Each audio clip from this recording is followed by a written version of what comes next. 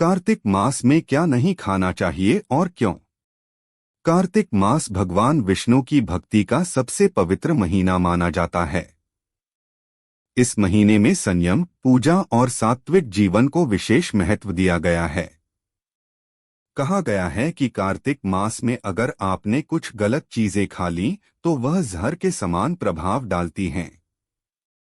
ऐसा करने से न केवल भगवान विष्णु बल्कि माता लक्ष्मी भी आपसे नाराज हो जाती हैं। और जब लक्ष्मी नाराज होती हैं तो जीवन में धन, स्वास्थ्य और सुख तीनों घटने लगते हैं। कई बार बार बीमार पड़ना, बेचैनी या मानसिक तनाव भी उसी का परिणाम होता है। सबसे पहले इस महीने मांस, मछली और अंडा बिल्कुल नहीं खाना चाहिए। यह महीना भगवान विष्णु के जल में शयन का काल होता है और इसी समय जलचर जीवों की रक्षा का विशेष पुण्य बताया गया है। मांसाहार करना इस काल में जीव हिंसा के समान है और इससे पुण्य नष्ट होता है। दूसरा, प्याज और लहसुन तामसिक आहार माने गए हैं। तामसिक भोजन क्रोध, वासना और आलस्य को बढ़ाता है। इससे मन की शुद्धि नष्ट होती है और भक्ति में बाधा आती है।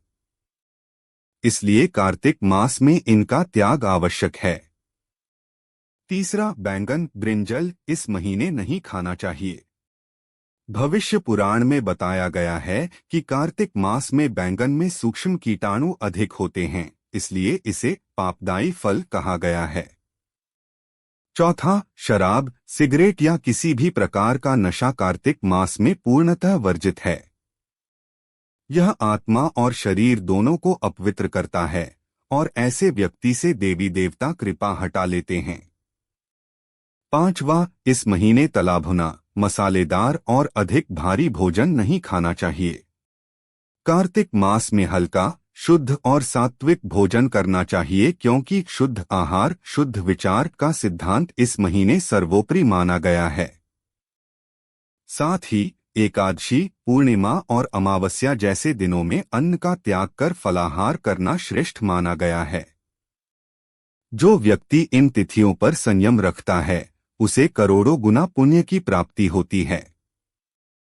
अंत में कहा गया है कि कार्तिक मास में अपनी थाली को पवित्र रखना ही सबसे बड़ी साधना है।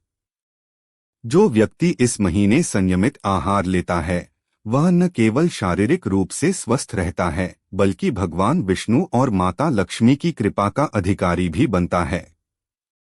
इसलिए याद रखें, कार्तिक मास में ये चीजें खाना जहर के समान है और जो इसका उल्लंघन करता है वह निश्चित रूप से 100% बीमार पड़ सकता है, चाहे शरीर से या मन से। इस पवित्र माह में सात्विकता अपनाइए, भक्ति कीजिए और अपने जीवन को शुद्ध कीजिए।